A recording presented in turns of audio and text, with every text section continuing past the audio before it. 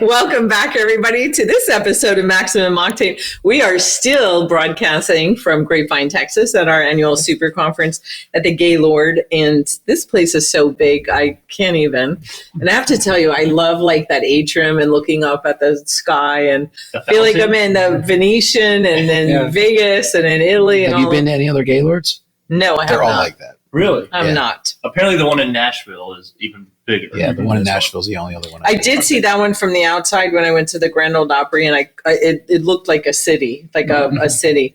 So joining me again today is Geoff and Jason. We've been here all day, so we're getting a little punch happy, or like, I don't know. So we're going to be discussing some serious topic here, but we'll probably be laughing, and just know we're not laughing at you. We're just getting delirious. Or we're laughing at you.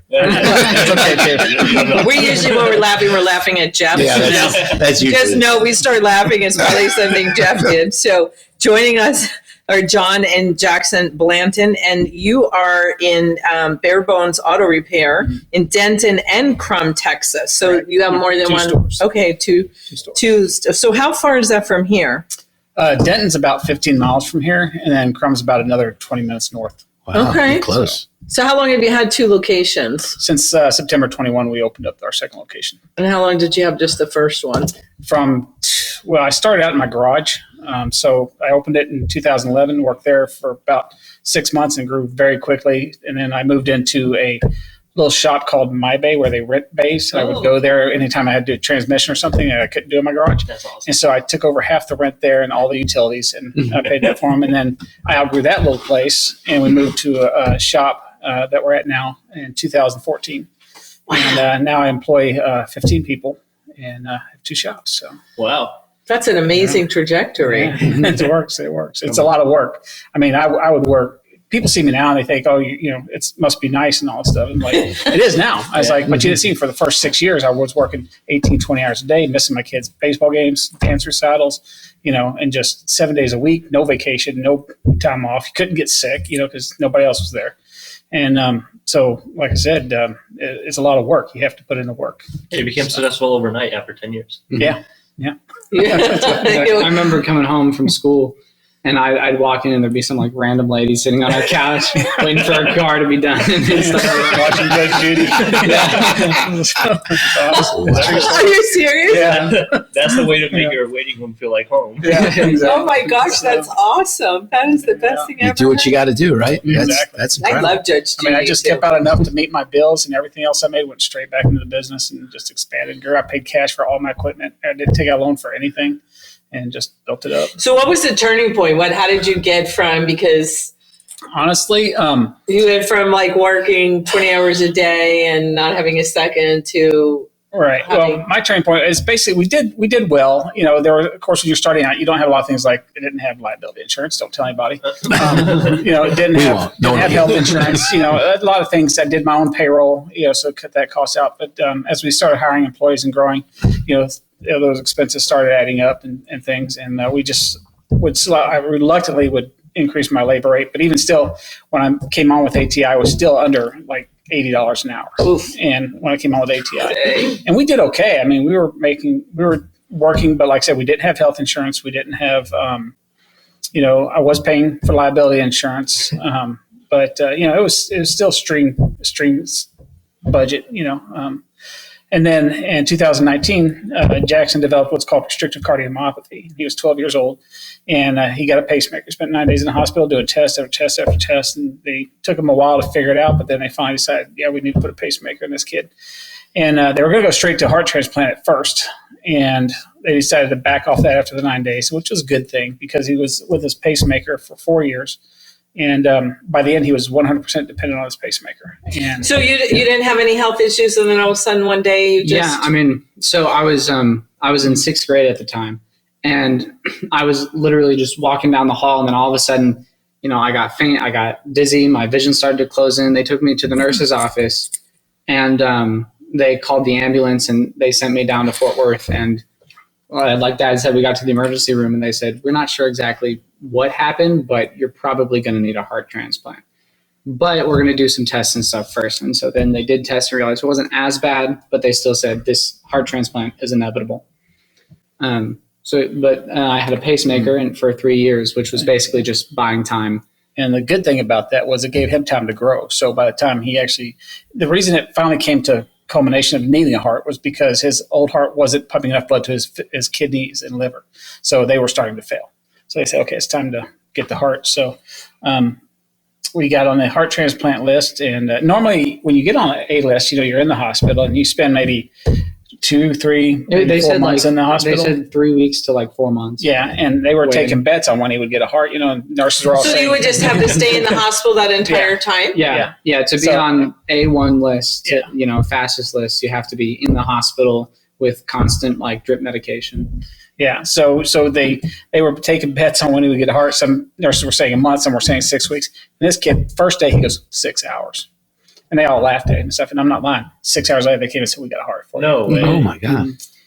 We got a heart for you. I was on list A2 for 7 days. And they said, this is going to take too long. So they brought me in. I was on A1 and I said. Can you explain the difference in that? Because I don't know. I mean, I watch ER or Grey's Anatomy and, there's something, but I don't know the difference. Could you share, please? So there's 3 lists you can be on, and it's not 1, 2, and 3. It's A1, A2, and 2. And to be on 2, you just need a heart transplant. And so that can be even a few years that you're waiting, but you're out and about, you're not, on or you're taking oral medications like pills and stuff like that, but you're basically okay to wait. And then A2, you have to be on a constant drip medication, which is you have to have a IV in all the time, and you always have to have medication being pumped into your body. And so in September of 2022, my condition worsened to the point where I, like Dad said, my liver and kidneys started to fail, and I couldn't even walk down the hall without getting dizzy and lightheaded and stuff. And so they put me on a constant medication, but they sent me home. And so I was home, but I still had to be constant on this medication. And they said, that's taking too long. A couple of days. Yeah, that was a week or so. And they said, this is going to take too long. So they brought me into the hospital because once you're inpatient and admitted and on the constant medication, then you can be A1, which is the highest list. Yeah, but because of the pacemaker, it allowed his body to grow. So when he was ready to receive his heart, he was able to take an adult heart. And they happened to find a match that was perfect for him. Same height, same weight. Unfortunately, a 24-year-old kid. And God love him. It was a car crash in Kansas City. But he's a fitness instructor. But all the numbers matched up with Jackson perfectly. I mean, it couldn't have been more perfect. I forget what the levels are, but there's these numbers that they use, for the comparison stuff, and they were identical. There's over 200 different criteria that have to match, and all of them match. There's a range that it can sort of be close. And my transplant coordinator said, I'm not allowed to tell you everything, but they said this is basically a perfect match. How did you know? I mean, did you just get a feeling of vision? How did you know 6 hours? Where did you even? I don't know. It's we'd moved into the hospital and we had done all this stuff. And I feel there's some guy said that the most ironic thing that could happen is what will happen. And so I just, everyone was saying, oh, you'll be here a month, you'll be here 2 months and stuff. And I was like, nah, it'll be just a few, I'll be out of here quick, And sure enough, at midnight that night, my nurse comes, he bursts in the room and he says, where's your mom? And I was like, she's in the restroom. So we had to wait till she came out of the restroom. But then, he was like, you have a match, you're going to have your transplant next morning. And then he gave me my $20. So. Oh my God. And this is so not. Can't forget the $20. Yeah. This is not about me, and I don't want anybody to think, but the donor hole, I didn't know anything about it at all until one of my friends, their daughter, 27 years old, that got killed in a car. She just was driving to work in the car. Long story, but no reason for it. But they didn't know, unbeknownst to her parents, that she had signed up to be a donor. And I'm going to start crying.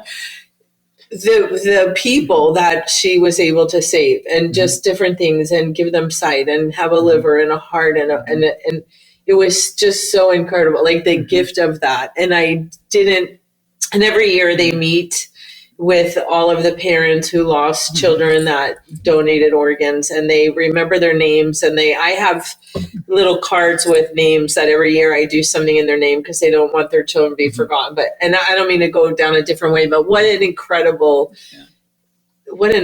gift. You Now he goes around the country giving presentations to donors, not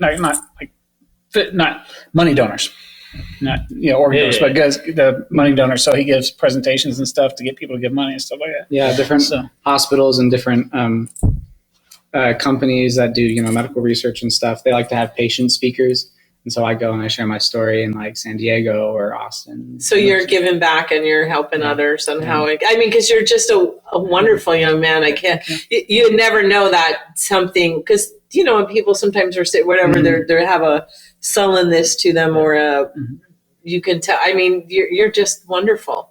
I know that's something I always mention. Something I'm like very passionate about is that there's such a stereotype of like the hospital kid who is like always sitting down and is pale and winded and whatever. And I love that, like proving that that's not the case. That, it's some cases everyone has different abilities, but just because I spent this time in the hospital and just because I have had these conditions doesn't mean that I can't do what everyone else can do. I love it. So how in the hell, excuse my French, do you run a business and have a business with this happening? How do you even, So that happened in 2019. And I didn't know. I thought, honestly, like I said, I didn't have insurance and his pacemaker was $300,000. And luckily for us, and God willing that there was a charity at the Cook's Children's Hospital that actually covered it. All of it. And after that, I said, I got to get insurance. I was like, I can't do this, So, because if he's going to need a heart transplant, I've got to get insurance. And so about that time is when I I found out about ATI. And my coach is Tom Ringel. And I told him, what was going on with the shop and stuff. And he kept me focused. He kept me, he said, he would give me tasks to do.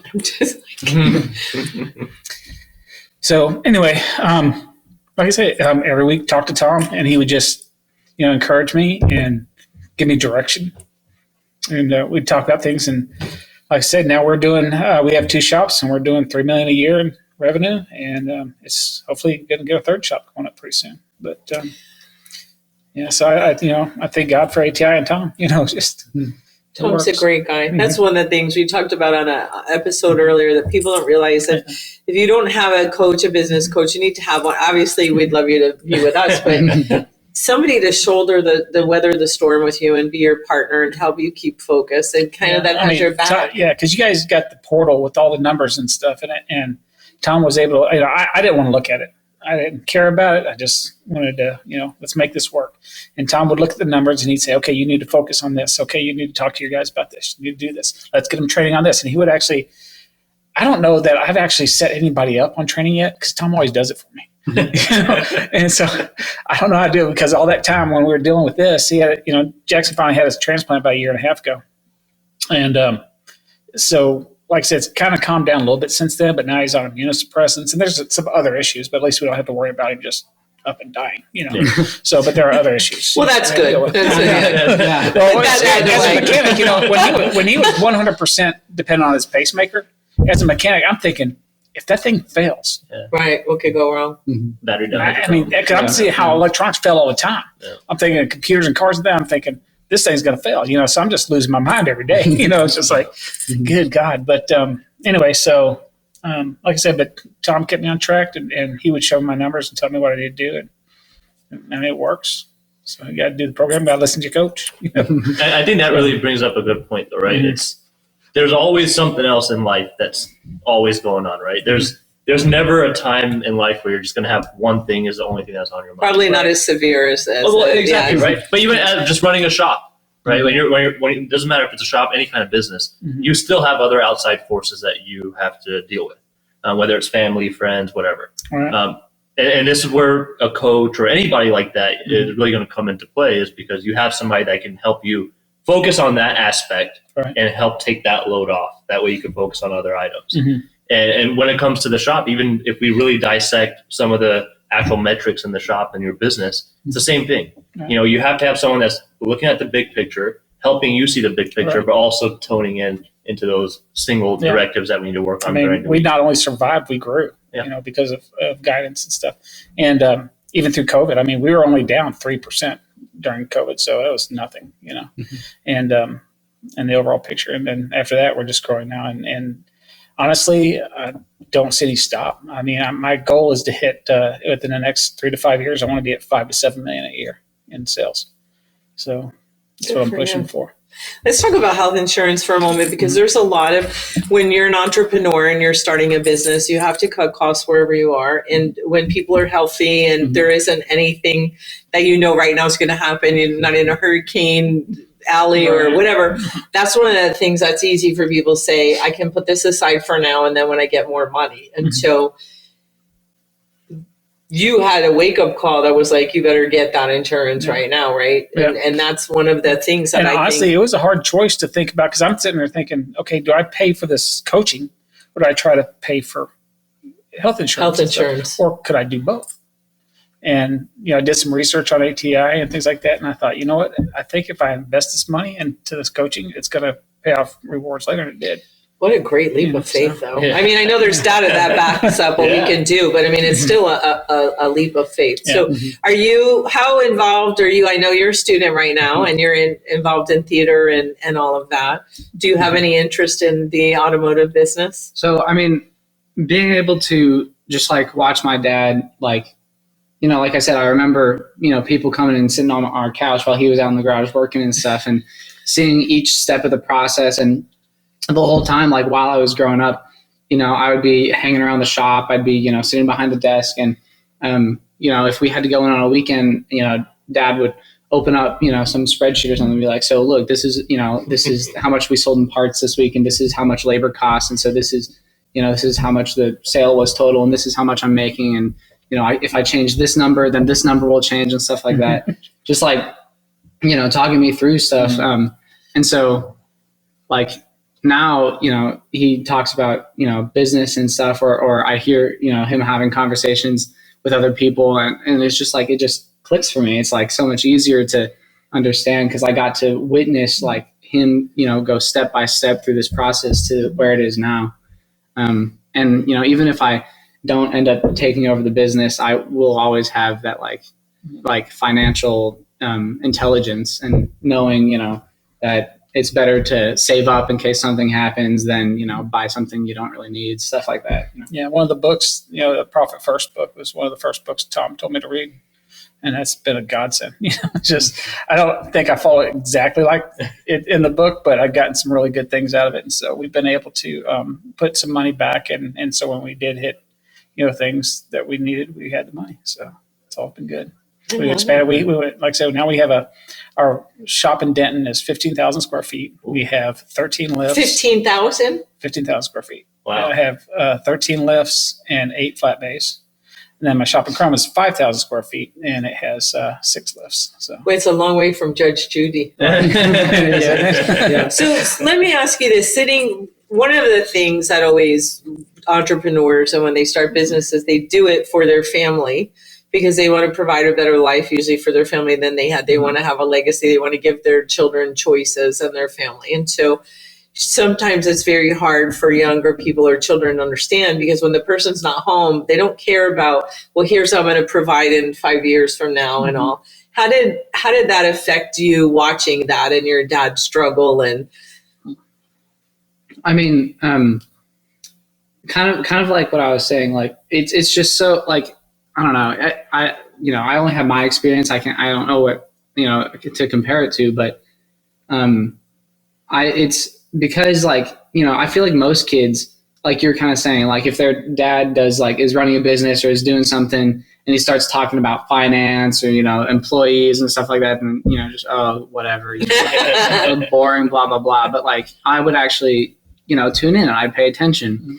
And so now I feel questions, good questions too. I feel like now, even in a few years when I'm, older and stuff, it'll just be so like I'll already have known all these, sort of basics and stuff. And I'm really lucky to have a dad that thought to, actually make me look at those spreadsheets and explain things to me. And even, just now he bought this new calculator or something for financial calculator. And he was showing me, this is how you calculate how much you're going to spend on a mortgage with 6% interest. And, this is how you calculate, if you buy a car, this is how much you calculate, you're going to end up spending and stuff like that. And so just growing up around that and growing up with someone who's so smart has helped me before I even start paying rent or before I even start my own car payments and stuff like that, to already know what to look out for and what to expect. How does it feel now watching your dad struggle for so many years to have him be home now and be able to not be at the shop 20 hours a day? Or are you get out, go back to the shop? No, it's actually sometimes, because when I was growing up, like he said, he'd come home late at night and he'd leave before I, even got up and stuff like that. But now I say, hey, could we do anything? He's like, sure. I'm like, well, isn't the shop open? He's like, I own the shop. I don't have to. And stuff like that. I was like, I know the boss. I can take all my life. Yeah. So. And so it's just cool because, kind of like I was saying, now he went from a point of, and I got to see that from a point of, he couldn't take a day off because he was the only employee and stuff like that. Whereas now he has financial freedom and, we can go on trips together and we can do all this stuff, but it's because of the work and the hours that he put in years ago that have, led him to have this freedom now. The compound effect, for sure. So is your sister as bright and intelligent as you are? More so. She's all the things that I'm not. She's very, type A. She's very, organized and takes awesome notes and stuff and very focused. And now she's studying architecture at University of Arkansas.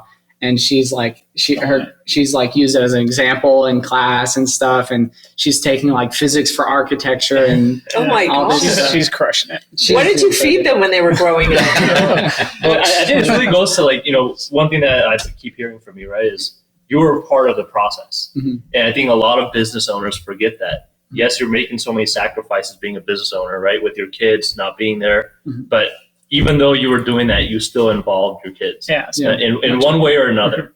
My kids know how to change their own oil. Yeah, exactly. Right. So things like that, involving them. And I think this goes, and this goes for other business owners that, are in that same position, because there's a lot of people that are scared to take that leap of faith because they don't want to sacrifice. Right. Well, and I found too that a lot of people, they fail to teach their kids, teach kids math and reading stuff, but who teaches them about money, and how to handle money and things like that. There's really no classes for that. So I teach them, try to teach them about the business side of it and what investments are and what stocks are and, things like that. Just to, I wish I had that knowledge when I was their age, and they see the compounding interest and things like that in a Roth IRA and things, and just, so to me, that's the important thing. I try to give them, to me, education is the best thing you can And how old are you?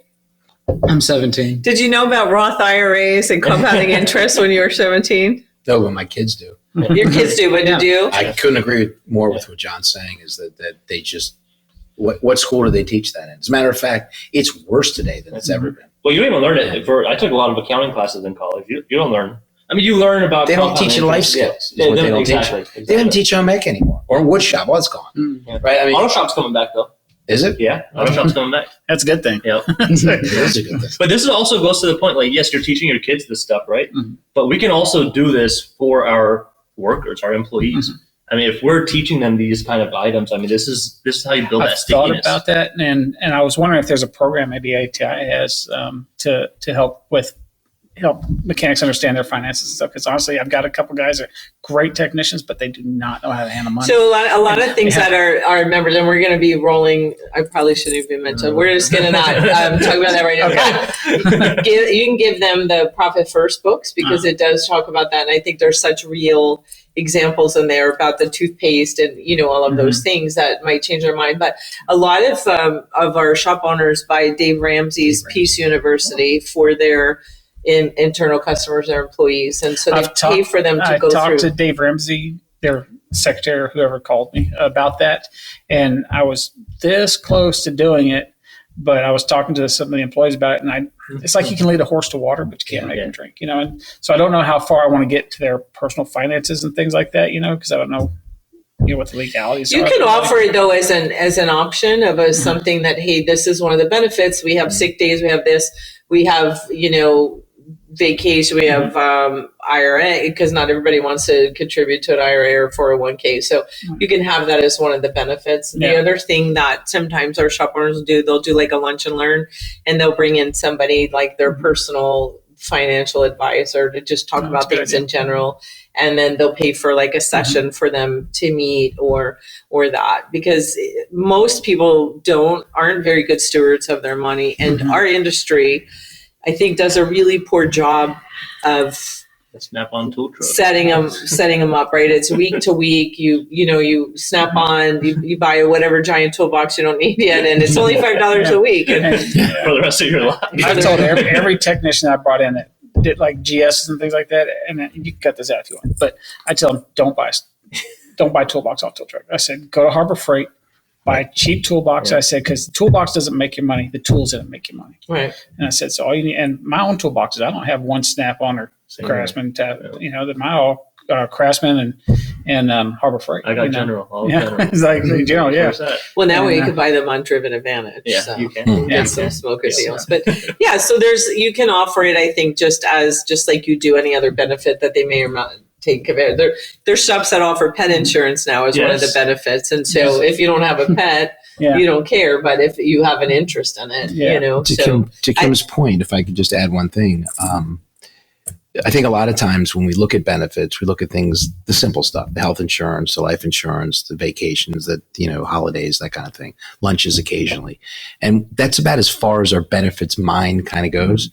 But the truth is, something like this is a benefit. So if I am not, so for example, my wife maybe has better insurance than I can get with you. So I don't use it. All right, so the company benefits from that, because now the company doesn't spend that $300 a month or whatever it might be. So instead, you offer them that same money towards something like this. So they're still getting the benefit, and it's still available. All right. And it's an option. Right, it's an option. It's something they want, and you can say to them, look, you're just squandering this benefit. Here's a way you can take advantage of it. And that's a great idea, but my only concern with that is that people who actually need the health insurance might take the extra money or something else. I think honestly, I think that Dave Ramsey. So run your win number drill with Tom and say, how much would it cost if everybody took me up on the financial? Yeah, I think it's called Financial Peace or Peace University.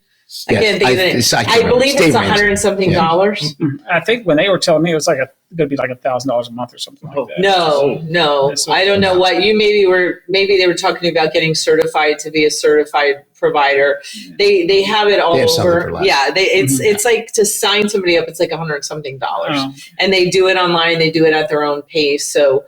I think if you just go online, or here's a job for you, go online and look up the Financial or Peace University or something, not to become a certified trainer for it. I think that's really expensive, I believe. Yeah. But I don't know. But I just know the lady was talking like $1,000 a month. And I was like, no. And you know what? I'm going to make a note right now. I'm going to call over to Profit first and see if they'd be willing to talk to your employees. Would you like that? I'd love that.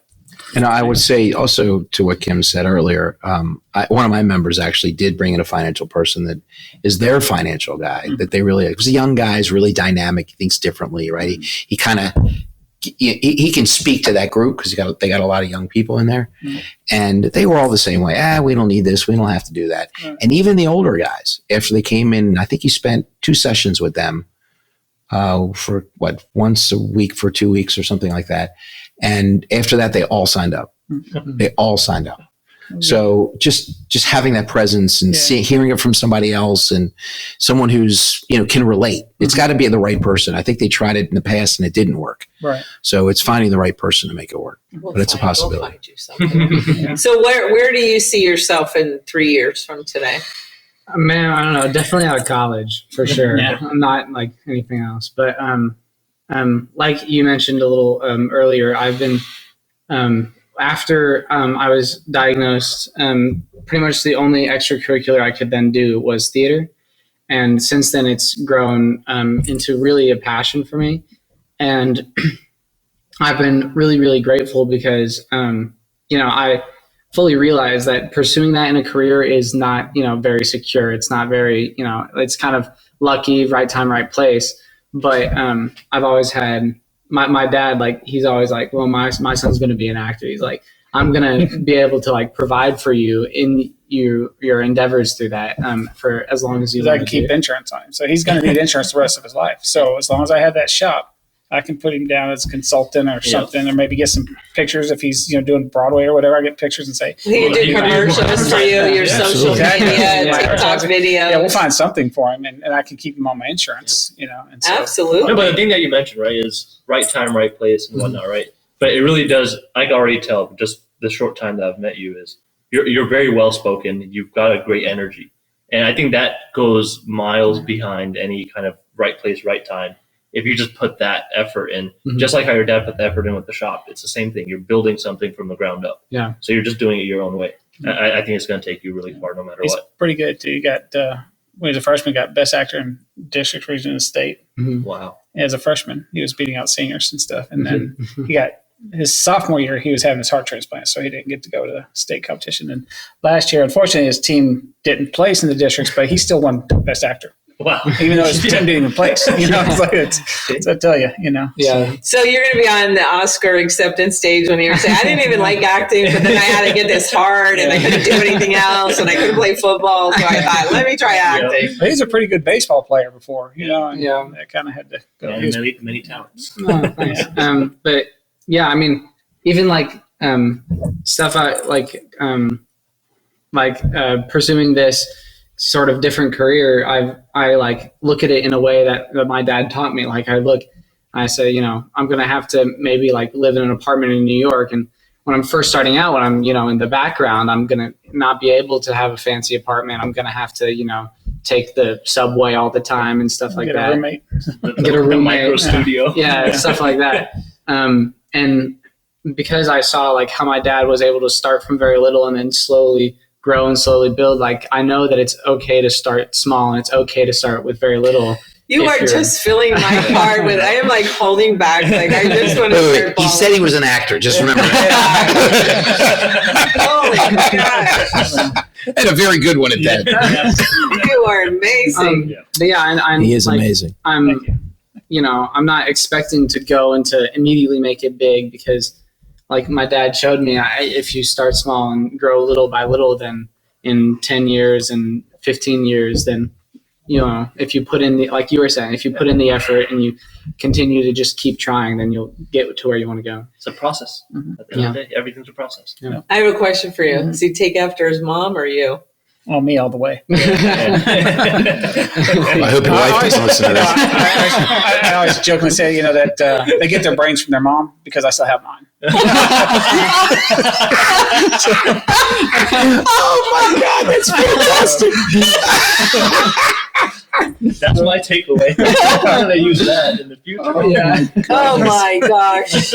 I can't. This was such a delight. I am so in awe of the two of you and I feel so inspired. And if anything else doesn't happen at Super Conference and the speakers are not amazing, which I know they will be, I don't even care. I don't even care because this was this is the thing that I will leave here with. And just thank you so much for sharing your lives with us and your just who you are. I know you're incredibly proud of him and it looks like it's the feelings mutual. And if I want to leave one thing for your audience is that none of this is done by myself.